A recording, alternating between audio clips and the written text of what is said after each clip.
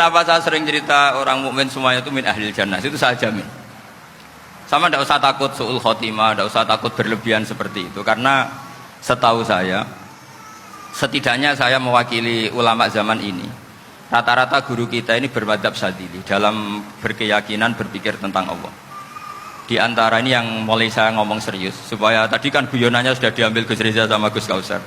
Saya tahu kenapa mereka guyon, kalau ngomong serius takut kalah sama saya.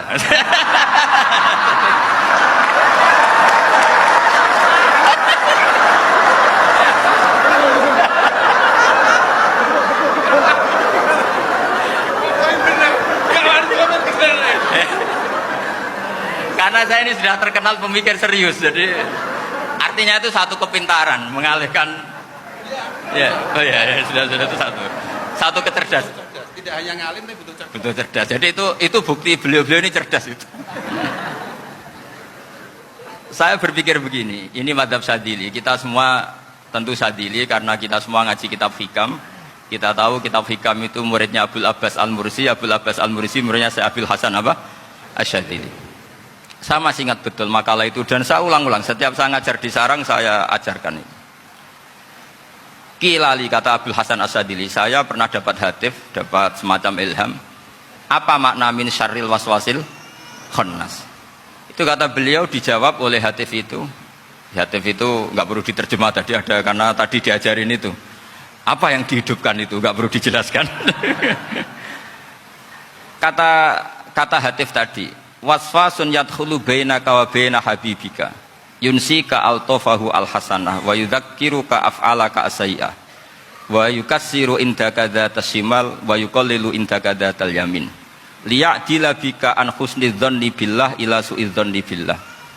Jadi yang dikatakan waswas adalah kamu digiring untuk hanya ingat sisi-sisi kamu yang negatif, dilupakan bahwa Anda punya sisi-sisi yang positif.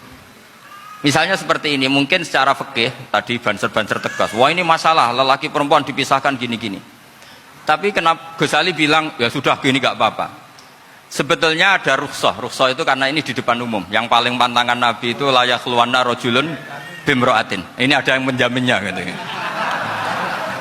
Malah khawatir saya di sini dipisah tapi setelah berduaan nggak bisa. Jadi toleransinya karena ini di depan umum itu masih ada toleransinya. Layak luwana rojulun bimroatin.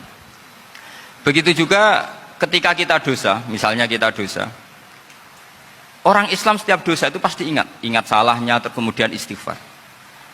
Dan ketika satu kebaikan dibandingkan keburukan, itu kata semua ulama, karena sayyi'ah itu bernilai 1, kebaikan bernilai apa? 10. Itu masih surplus berapa? 9.